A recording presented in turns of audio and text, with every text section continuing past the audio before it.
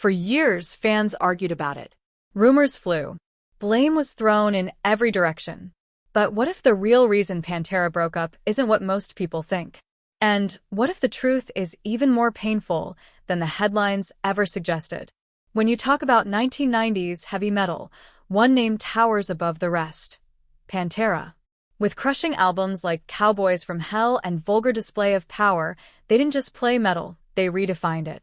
At the center of that storm was frontman Phil Anselmo, whose raw intensity became the voice of a generation. But by the early 2000s, cracks were already forming. On stage, Pantera looked unstoppable. Off stage, it was a different story. Tensions between Phil and the Abbott brothers, guitarist Dimebag Darrell and drummer Vinnie Paul, had been building for years. Creative differences, personal conflicts, and perhaps most damaging of all, physical distance. Phil had begun focusing on side projects like Down and Superjoint Ritual. While he insisted it was creative exploration, the Abbotts reportedly saw it as abandonment. Interviews from that era reveal growing frustration. Communication broke down. Trust eroded. But according to Phil Anselmo in later interviews, the biggest issue wasn't music. It was pain. After suffering a severe back injury in the mid-1990s, Phil was dealing with chronic pain that affected every performance. Instead of surgery, he pushed through tours, sometimes relying on substances to cope. Years later, he admitted that addiction created a wall between him and his bandmates.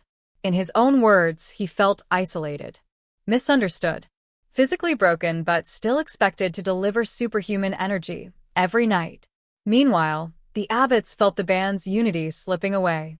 By 2003, Pantera had effectively stopped functioning as a band. Official statements were vague. Public comments grew sharper. And then, in 2004, tragedy struck. Dimebag Darrell was murdered on stage during a performance in Ohio. The shocking loss made reconciliation impossible. The breakup was no longer just about contracts or creative control. It became permanent. Years later, Phil has expressed deep regret, not just about the split, but about the words exchanged publicly. He has acknowledged mistakes, admitted fault, and spoken about wishing things had ended differently. So what was the real reason Pantera broke up? It wasn't just ego. It wasn't just side projects. It wasn't just addiction. It was a combination of pain, pride, miscommunication, and the crushing pressure of being one of the biggest metal bands in the world. Bands aren't just business partnerships. They're relationships. Intense, emotional, fragile relationships. And when those bonds fracture, sometimes the damage can't be undone. Today, Pantera's music still roars through arenas and headphones worldwide. Their legacy remains untouchable. But the story behind their breakup serves as a reminder: even legends are human. And sometimes, the heaviest riffs come from the heaviest hearts. If you want more deep dives into rock history's biggest untold stories, don't forget to like, subscribe, and turn on notifications, because some truths deserve to be heard at full volume.